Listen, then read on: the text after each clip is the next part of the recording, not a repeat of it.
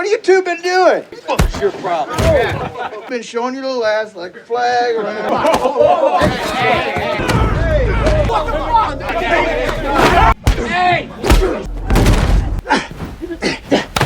The movie opens with a haunting voice reciting poetry about a peaceful world. But what we see is pure nightmare. A freezing night in the snowy wilderness of Wyoming. In the distance, a Native American girl sprints barefoot through the snow, crying in terror. The next morning, we meet Corey Lambert, a quiet, solitary wildlife tracker dressed in white camouflage, silently following wolf tracks through the snow. Later, he picks up his son Casey from his Native American ex-wife.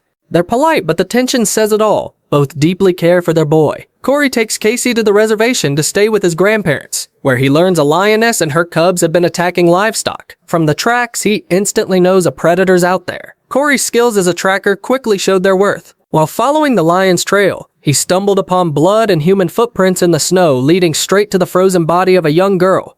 It was the same girl from the opening scene, her feet frost-bitten, a wound on her forehead. Corey called the tribal police immediately, and soon the FBI got involved. Only 6 officers covered the entire reservation, so help was scarce. Agent Jane Banner arrived in the middle of a brutal snowstorm, underdressed and freezing. Out of kindness, Casey's grandmother lent her winter clothes that once belonged to her late granddaughter. We learn Corey once lost a daughter around the same age as Natalie Hansen, the victim. Together, they rode snowmobiles to the site. Jane suspected foul play after spotting blood near Natalie's body. She asked where the girl might have tried to run, and Corey mentioned an old cabin and a nearby drilling site. Studying the tracks, he noticed how deep the toes sank, clear proof Natalie had been running for her life.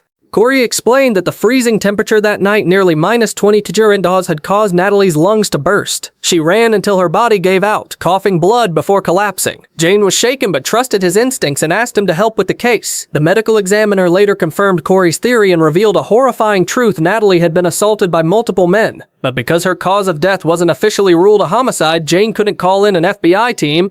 She was on her own. Determined to seek justice, Jane visited Natalie's parents with Corey and Sheriff Ben. Her father, Martin, barely spoke and didn't even know his daughter's boyfriend's name, which frustrated Jane. She lashed out at him, unaware of the grief he carried inside. Natalie's mother, on the other hand, was lost in despair, too broken to say a word, her arms marked by self-harm. The pain in that house was unbearable. Corey, a close friend of Martin, comforted him by sharing his own loss, his daughter's death. He told Martin the only way to heal was to face the pain. But when Martin learned Corey was part of the case, he lit a cigarette and asked him to avenge Natalie. Corey didn't refuse, he already intended to. Later, Corey joined Jane and Sheriff Ben to check the rundown home of Sam Littlefeather, a known addict.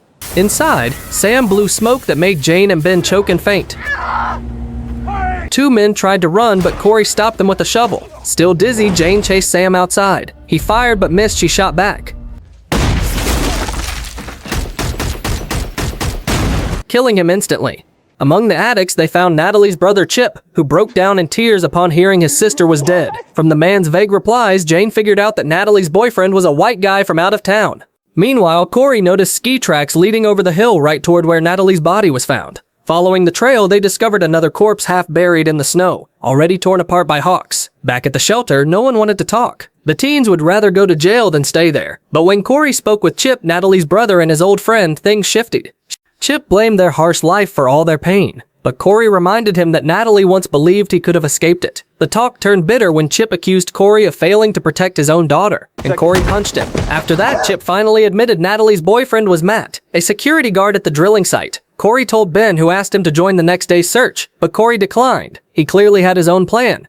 Jane later stopped by Corey's house to tell him that the dead man was Matt Rayburn, the security guard from the drilling site and Natalie's boyfriend. Curious about Corey's deep involvement, she soon noticed a photo of his daughter and realized the truth. Corey opened up about Emily, his 16-year-old daughter who had vanished 3 years earlier under hauntingly similar circumstances. At the time, he was away with his wife, and by the time they returned, it was too late. Emily had been found dead, supposedly from a wolf attack. The pain shattered his family and ended his marriage. Since then, Corey had traded sales for solitude, becoming a hunter maybe of animals, maybe of guilt. Jane, quietly moved by his story, went to the restroom and found one of Emily's poems, revealing just how gentle and talented the lost girl had been.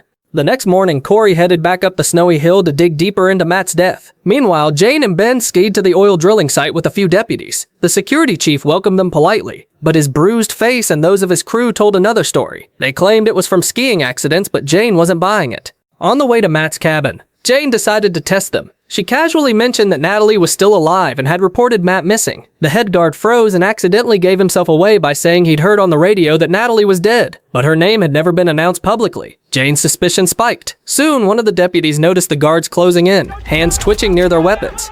The tension exploded. Guns drawn, hearts pounding. Jane quickly asserted her FBI authority, forcing everyone to stand down. But as she knocked on a nearby mobile home door, the story suddenly flashed back to the night Natalie showed up there, and Matt opened the door, smiling, completely unaware of the nightmare that was about to unfold. After sharing a sweet hug and kiss, Natalie and Matt lay in bed, dreaming about their future together.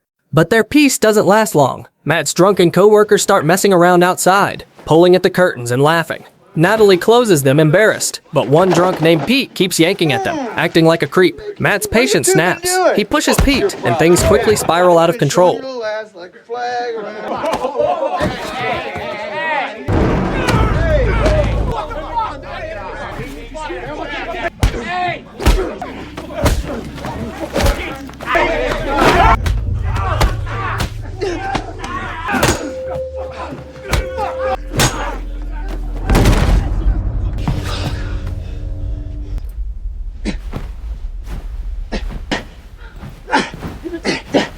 Until it's my turn, you fucking bitch.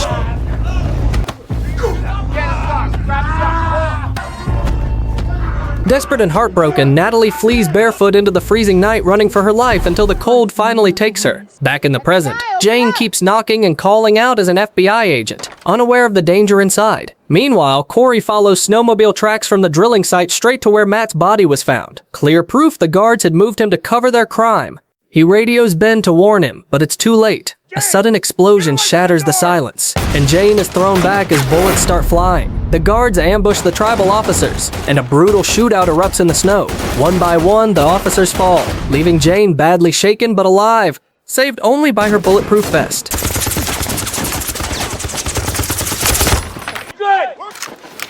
Just as the head guard aims to finish her off, a single sniper shot pierces the air. Corey's bullet drops him instantly. Hidden in the snow like a ghost, Corey starts taking out the rest without mercy. When Pete tries to flee through the window, Corey fires again, hitting the sled. Pete bolts into the mountains, terrified. After giving Jane quick first aid, Corey goes after him. Hearing the roar of Corey's snowmobile closing in, Pete's panic grows until a final, precise shot knocks him cold in the snow.